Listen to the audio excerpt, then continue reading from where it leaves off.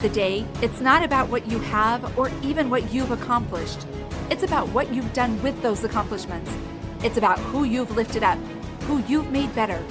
It's about what you've given back. Denzel Washington. Welcome to Inspire Vision. Our sole purpose is to elevate the lives of others and to inspire you to do the same. Jennie, welcome to the show. Hey, Doug. Nice to be here. Oh, I'm excited, and you tell me that you're in Hawaii right now. That is fantastic. I am. I'm based on the island of Oahu. I love it here. Feel really blessed to live on the Oh, island. I'll bet that's amazing. I love Hawaii when I've been able to get over there. It's great. Anyway, what I'd love for you to do is to share with the audience your journey. I know that I don't know, but many people are doing certain things, then all of a sudden they kind of have an aha moment and they change directions, or maybe they've just discovered it from the get-go, which is amazing if you have. So share your journey with the audience of how you got to this point and what you're doing now.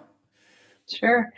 Well, I guess I'll backtrack to about 30 years ago. I was living in Los Angeles and working as an actor and practicing yoga, physical yoga at the time. And I started going through some personal challenges in my marriage and was really looking for some solace. And I discovered the deeper teachings of yoga, the yogic philosophies of life, and how they can bring us into equilibrium and inner peace. And so started practicing meditation and more breath work and really understanding the principles of what it takes to live in an aligned way and through the yogic perspective, which is, 5,000 years old.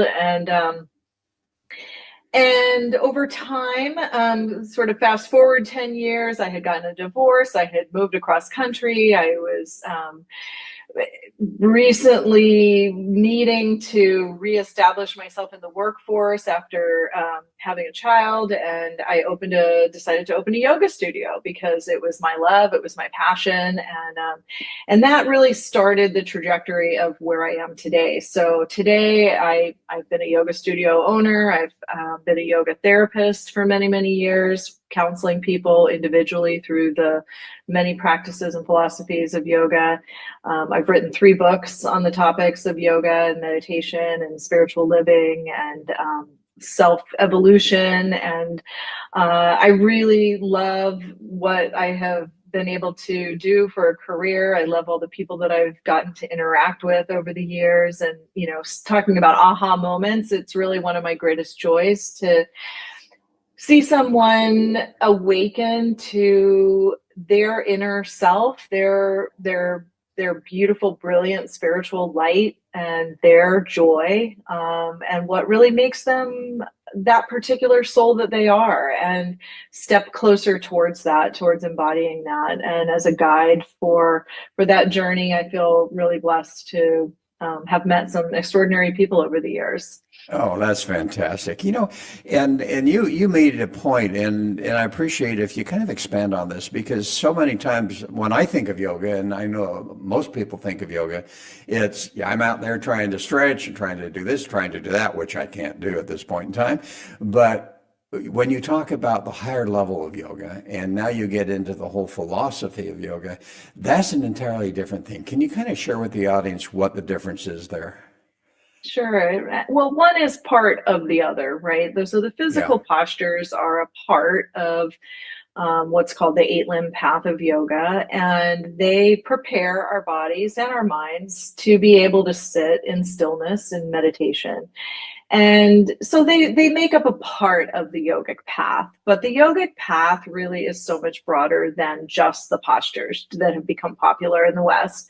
And my first book, True Yoga, it's called True Yoga, was written because as a yoga teacher, I was trying to impart this understanding to my students in, hour-long classes. And I just felt like there needed to be a bigger explanation available to them, but written in a way that was accessible and modern and sort of pragmatic for daily life, because the texts that are the traditional yogic philosophy texts, the Bhagavad Gita, the Upanishads, the Um, Blanking on the other one right now. But anyway, That's all right. the Yoga Sutras. Oh, the Yoga Sutras. How could I forget that? It's what my book is based on. Wow, brain fade. Okay.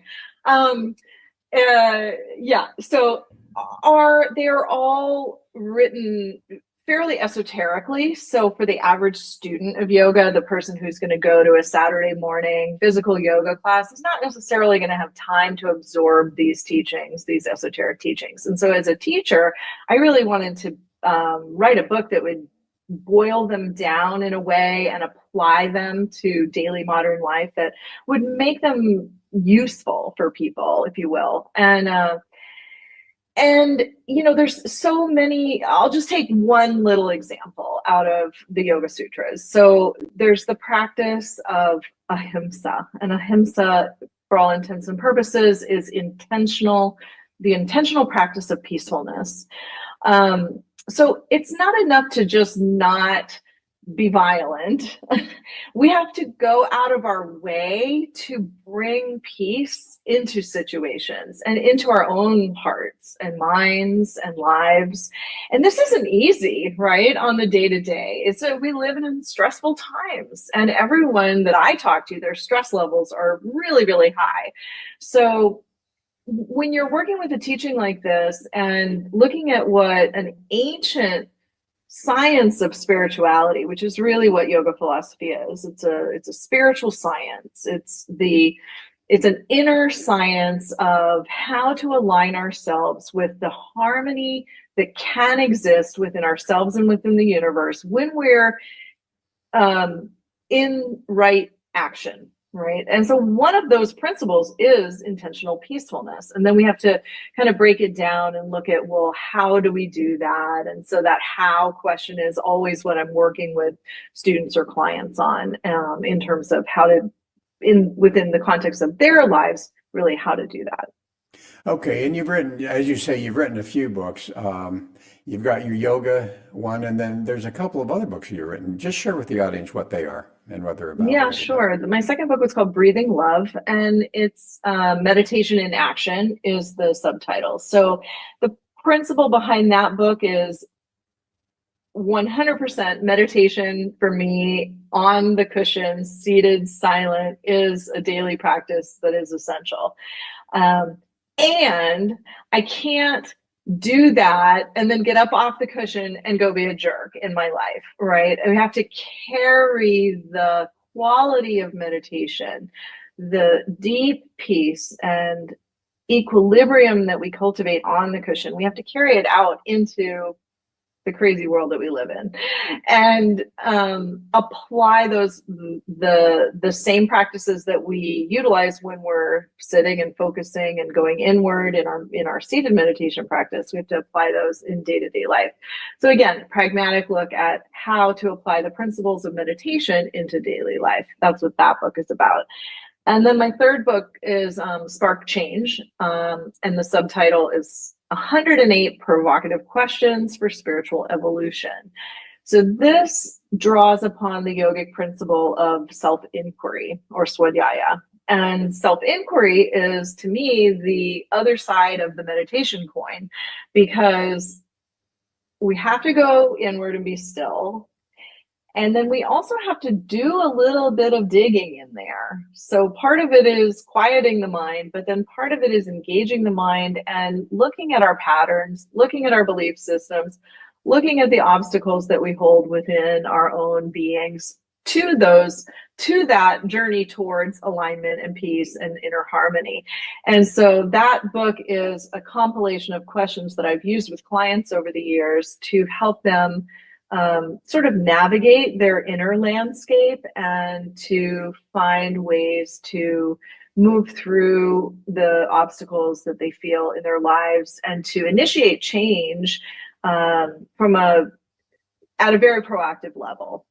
Well, and I want to talk about all of those things. One of the interesting things that you talk about is How long do you meditate each day? And what do you Oh, well, recommend? And what do you recommend to people? Number one. Number two, you talk about breath work, but you didn't really talk about that. Is there a specific type of breath work? Because I've interviewed so many people with different ideas about how the breath work should be. What are your thoughts on that? Number sure. one, how long? So, And number two, breath work. okay. So how long? For sure, half an hour in the morning. If I'm being disciplined, I'll do half an hour in the evening as well. I don't always do that, but that's my ideal practice time. That's not what I would recommend to a beginner, though, because you do have to sort of work up to it. And I say just start with 5 to 10 minutes and develop that habit of sitting down and getting quiet. Now, breath work is part of the yoga sutra that has to do with energy management, pranayama. Prana is energy, yama is control of energy. So we can control our energy through the breath. And that's where all these diverse practices of breath work that are getting quite popular these days. It's sort of the next wave of yoga that's coming through the West and getting really popular because people are seeing that there's power in the ability to control your breath at will. The breath naturally reflects our emotional state. So if you get angry or if you have a sudden fright or something, your breath is going to get really constricted. And if you're trying to manage stress by doing breath work, well, then you're going to want to elongate the breath. You're going to want to slow it down. You're going to want to control it in ways that would be opposite of what would happen if you had that anger or fright moment where it gets really constricted. Now, I'm not going to apply a general technique on a podcast like this because breathwork is very personal and it's very situational. And so when I'm working with a client, we're talking about what it is that they're experiencing in their lives in terms of stressors. I need to know about their physiology and any medications that they might be on. Do they suffer with anxiety? Do they have depression? Are they going through some particular grief right now? All of these things play into what breath work I might do with them, because however we manipulate the breath has an effect. And so I don't want to give some general practice and it be counterproductive for somebody, counterindicated. Sorry, I'm losing my words today. Counterindicated for someone who might have, hypertension or anxiety or something like that. So it is very specific to the person. Well, and what's fascinating to me, and as I'm here in Thailand, I found very fascinating to learn a little bit more about Buddhism. And one of the interesting things is going back to the original teachings and then seeing what's happening now. It actually went from the one teaching of Buddha. Now I think there's 4 or 5 major differences that kind of oppose each other, or at least teach different things. And it's kind of the same thing I would think with yoga, because as I look at meditation, and I've gone to some workshops and so forth with that, and I love meditating, but what I have found is that there's a lot of focus for many on, if this is what you want to be, then this is the affirmations you want to think about or say while you're meditating and so forth. And I'm not sure. I don't know the answer. I'm asking you this: is that part of the original yoga philosophy of meditating and so forth? You talk about, which I really appreciate, finding that sense of peace, and also being able to ultimately identify and do that introspective work and find out where things are happening that you don't want to be happening. What are your thoughts on that, and what have you seen? So on affirmations specifically, I feel that they can be very powerful. I would not say they're part of the original yogic teachings. I'm trying just scanning through my mind and all the studies I've done of the Yoga Sutras, and I can't pull a passage that would specifically indicate that affirmations per se were recommended. That being said, I think how we hold ourselves, how we speak to ourselves, the way we think about ourselves. All of this is part of that inner work that we approach when we quiet the outer world. And so I think you could extrapolate that it's a natural progression, let's say, and maybe a more modern tool that is effective and is helpful. I mean, I do think that the Yoga Sutras talk about samskaras. So the word samskara has to do with neurological grooves and that come from repetitive thought. And there's also a sutra that says if a thought is causing you difficulty, change it to its positive opposite.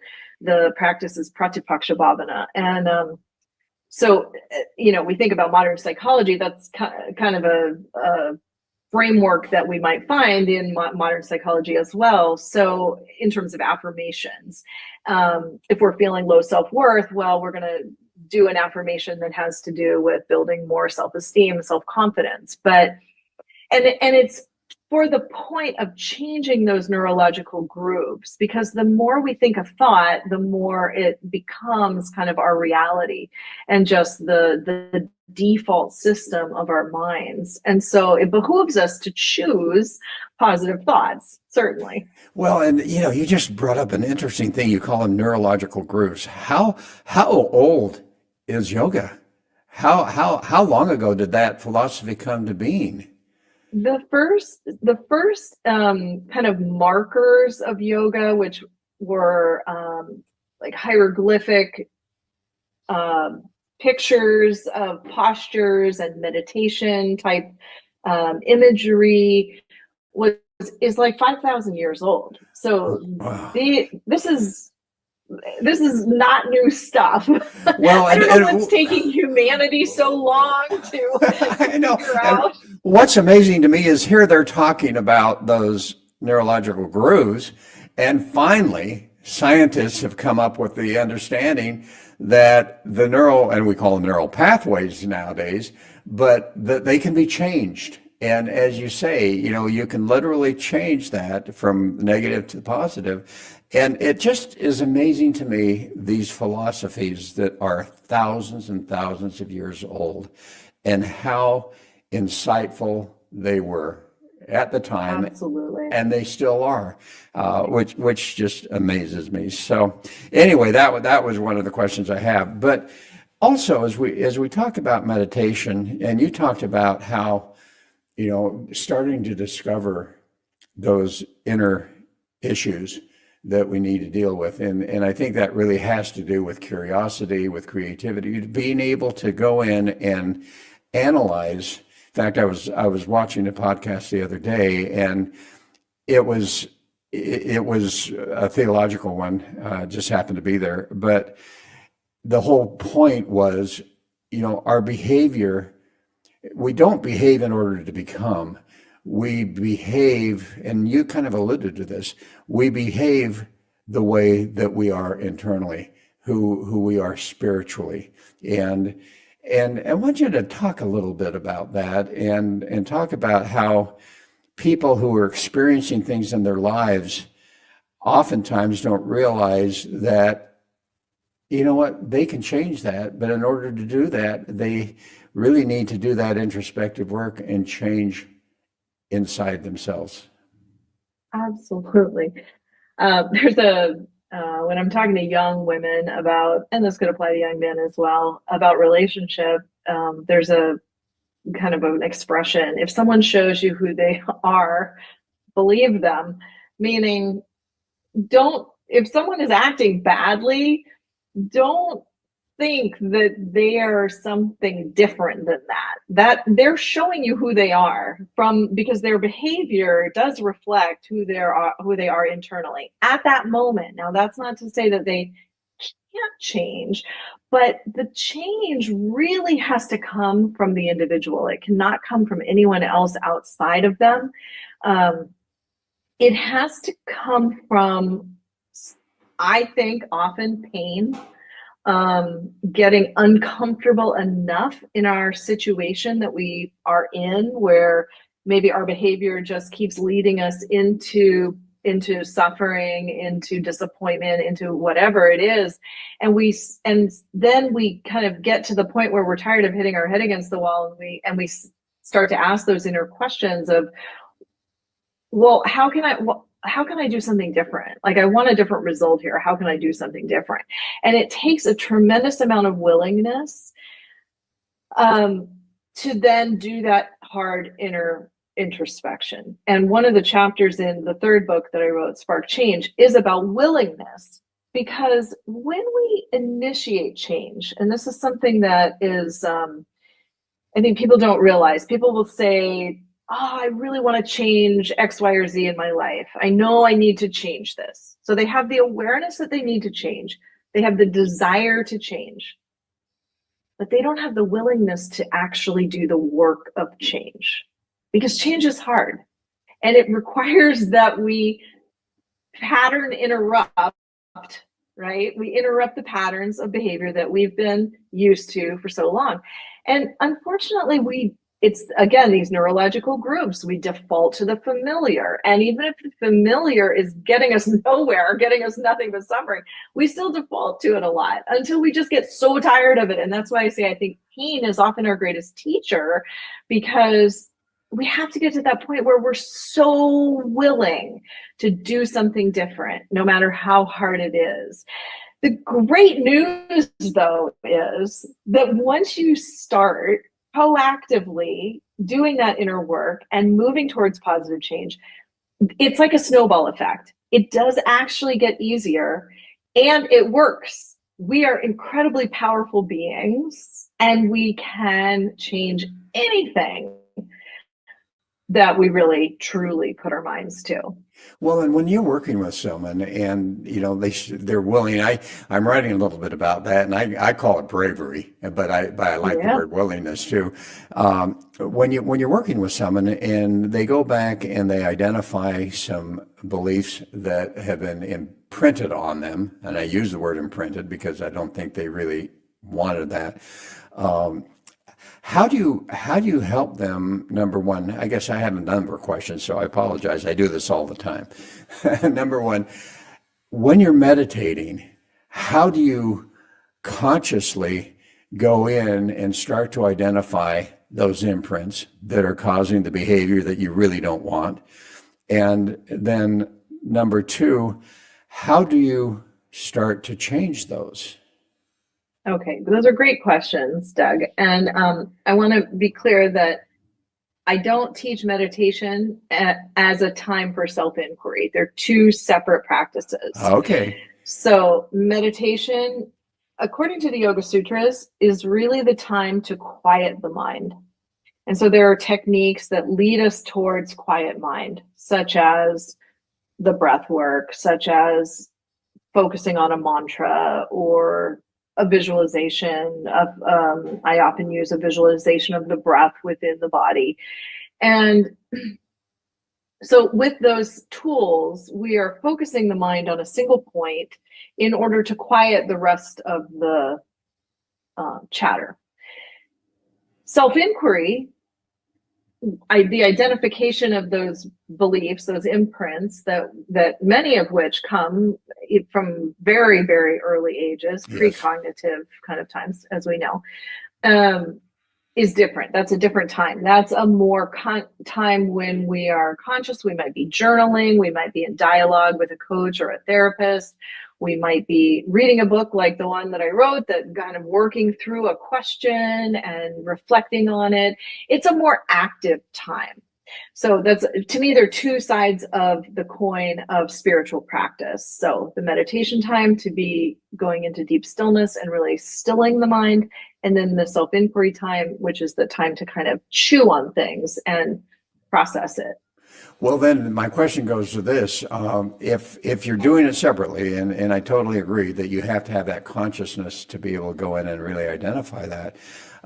But are you able then with meditation to start to change those neural pathways, as you talked about, by when those things come up, being able to verbally affirm that, I no longer do this. I am this way.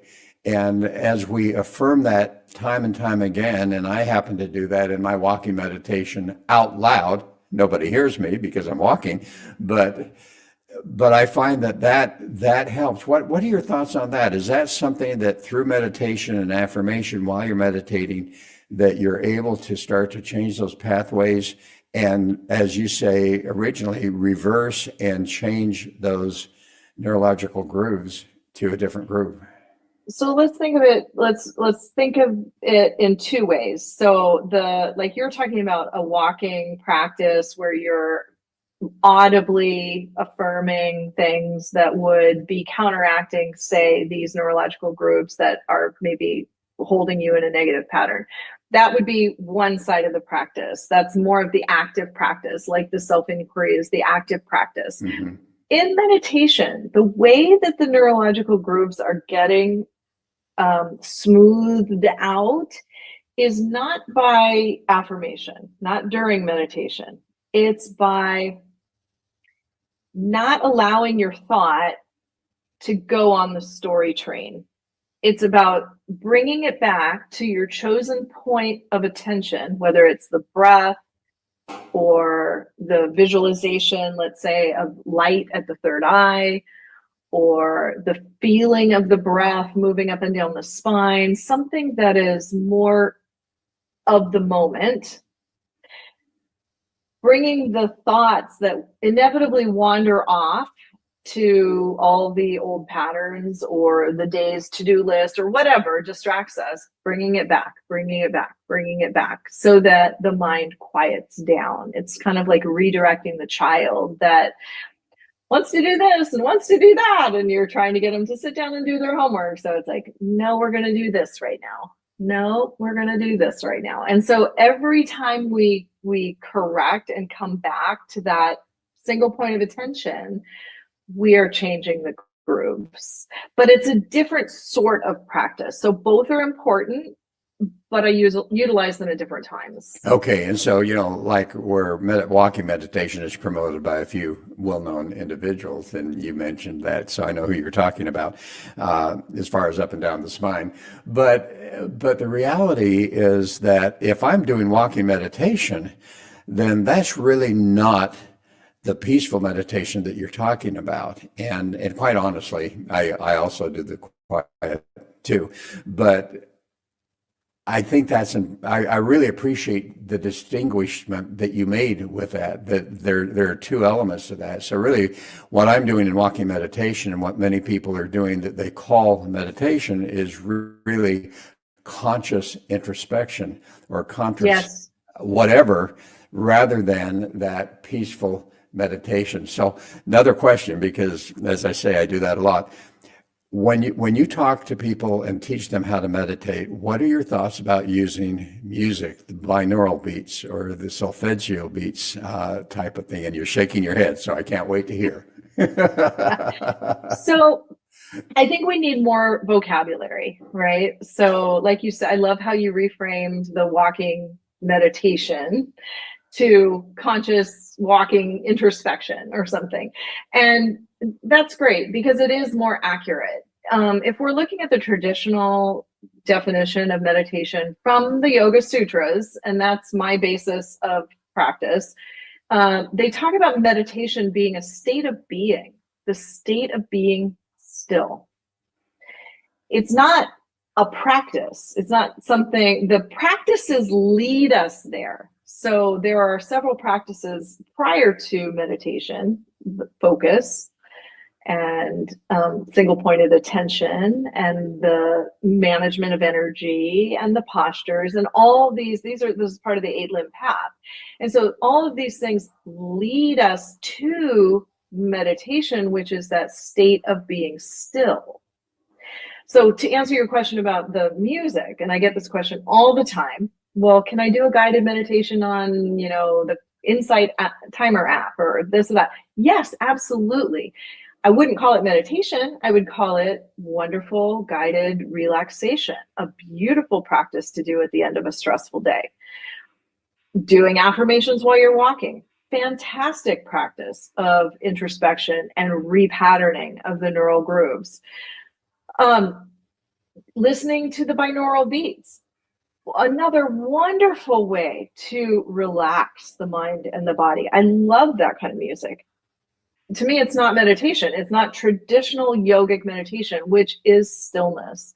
So anything external, any external stimulus is going to some degree, be pulling our consciousness outward, versus the intent of meditation is to turn our consciousness inward so that we have a sense of self or awareness that is beyond the physical external self that we identify with on the day-to-day basis.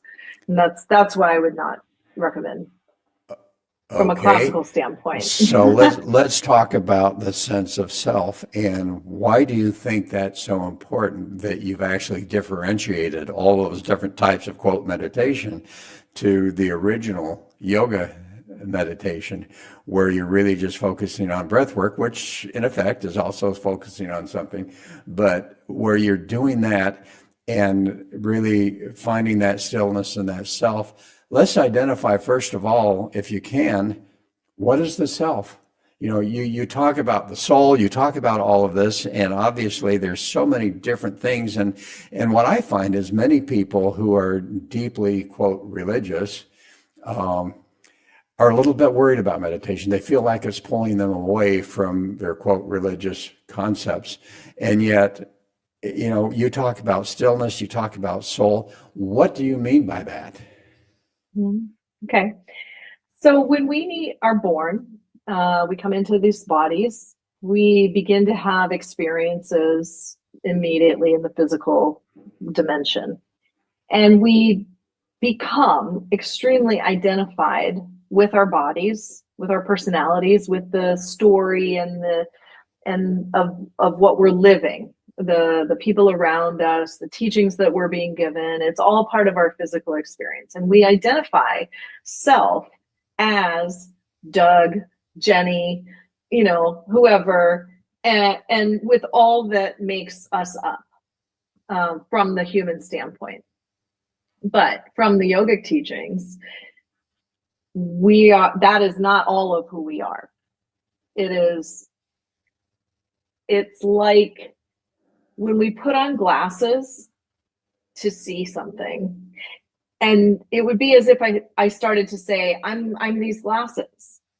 Well, no, I'm not the glasses. The glasses are just something that I'm seeing through. So the body, the personality, this self that is Jenny right now is just something that my soul is seeing through. It's like the glasses that I've put on, that my soul has put on. The soul is the essence that is indestructible and everlasting and goes on and on and on in different forms. And this form that I'm in right now is just temporary.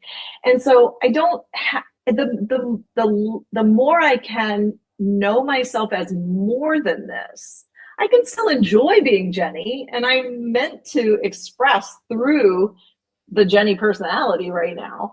But to know myself as more than that gives me great peace and freedom, because when the difficulties of being Jenny come up, I don't get completely lost in them. I can, in meditation, step outside just for the moment in the stillness and have an awareness of myself as pure peace, pure love. And, you know, you talk about peace, you talk about love, that inner soul. And what fascinates me about that is that as I look at it, you know, we're here on this earth, we've got this physical body, and as you say, the soul is eternal. There's no question about that in my mind, at least. And yet, so often we tend to focus so much on this physical aspect of it, not realizing that if we could just return back to the qualities of the soul, the love, the kindness, all of those type of things. And it goes back to what I was talking about. As we become, then our behavior reflects that. And so, yes, you know, as you talk about that, let's talk a little bit about love, because I know that, you know, in some of the talking points you shared with me, one of the questions is, what is it to live love, and how do you experience love as an individual, and how do you allow the mortal physical body to move away from prevention of that so that your soul can truly experience that, which then evolves into your physical ability to experience love too? Oh, Doug, that was a very convoluted question there. Let me tell I you all know. of that. My assistants in my dental practice would just go crazy because I'd be talking to them and I'd come up with three or four things and they'd say, "Would you just stay with one?" That's just who I I am. think I know where you were going though. So there is it's a great question to bridge off of the self question, because there is personal love, right, that I experience with my friends, family, son, husband, whatever, animals. But then there's this universal energy of love. And so one of the things I talk about in my second book, which is called Breathing Love, and which is very much about the practice of living love, is how do we tap into that universal energy of love more and more and more, so that we're not limited by that personal sense of love? Because the personal sense of love, it gets very colored by our history, the ways that we've been hurt and disappointed, the ways our desires, our particular, things that we're looking for gratification around, or that we have needs around. And so a lot of what we call love really isn't pure love when it comes to the personality side of things. That energy of love, the universal energy of love, is really Yogananda, Paramahansa Yogananda calls it the harmonizing energy of the universe. And so as we tap into that vibration, it's really an energetic vibration.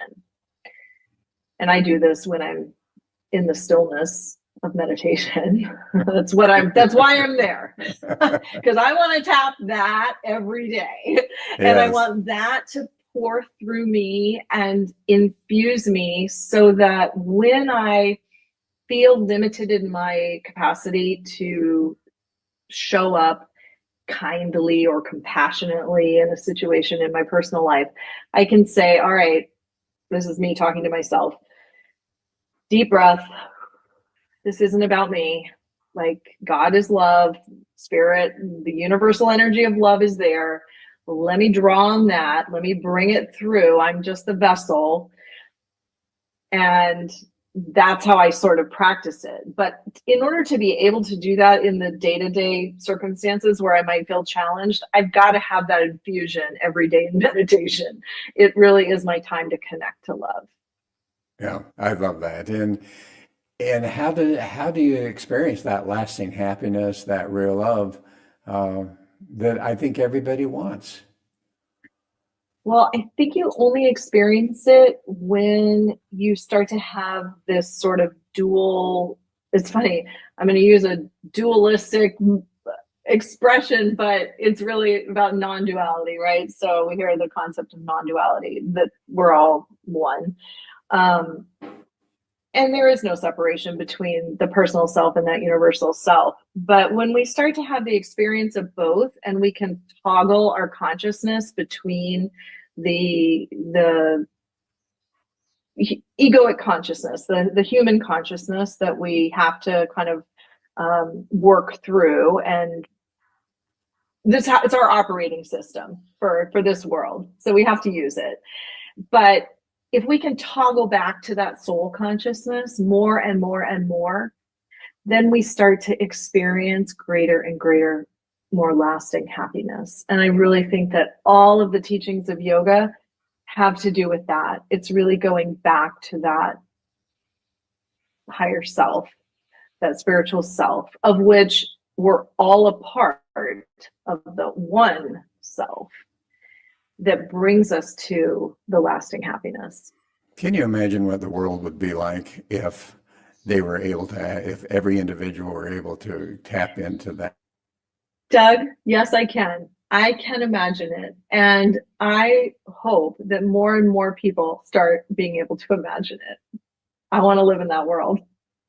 As we close, here's my question for you. If you could share a thought with the audience, a final thought, what would that be? You know, I'm asked this question a lot at the end of interviews, and my answer often has to do with love. But today I'm gonna say something different. Um, I would tell people not to apologize for joy.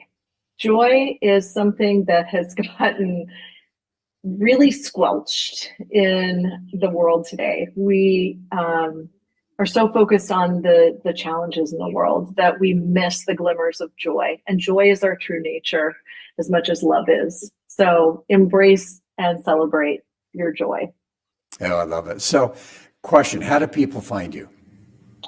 My website, jennieleecoaching.com. Easy to Okay. find, jennieleecoaching.com, and happy to answer questions or connect with anyone there. And are people able to work with you if they don't live in Hawaii? Absolutely. I work with people all over the world and all different time zones. And it's fantastic that we live in the technological time that we can Zoom. And yeah, happy to work with anyone, anywhere. And my books are all on Amazon and all the major booksellers. So easy to find those as well. Fantastic. Well, Jennie, thanks so much. This has been an interesting conversation, and I really appreciate your insights that you've shared with the audience. So thank you. Thank you. Thank you, Dr. Doug. And folks, thanks for listening. I hope this is meaningful for you, and look forward to having you join us again soon. So namaste.